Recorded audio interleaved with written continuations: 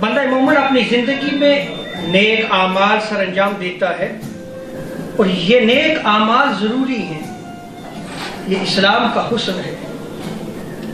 نماز ہے، روزہ ہے، حج ہے، زکوٰۃ ہے، صدقات خیرات ہے، وعظ و تبلیغ ہے، دین کی خدمت ہے، سب نیک اعمال ہیں۔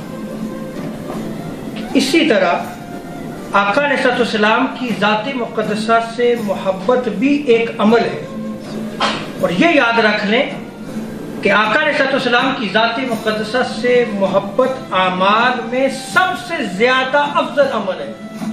صحیح بخاری سے مسلم کی روایت میں آتا ہے، سیدنا ابو ہریرہ رضی اللہ تعالی عنہ اس روایت کو نقل فرماتے ہیں، حضور تاجدار کائنات علیہ السلام سے پوچھا گیا، یا رسول اللہ صلی اللہ علیہ وسلم ای الاعمال افضل وفی روایت اخری ای الاعمال خیر۔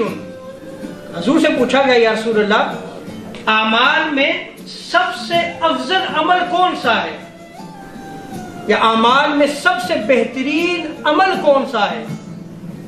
تو حضور تاجدار انبیاء علیہ السلام نے ارشاد فرمایا، ایمان باللہ ورسولہ، اللہ اور اس کے رسول پر ایمان لانا اعمال میں سب سے زیادہ افضل عمل ہے۔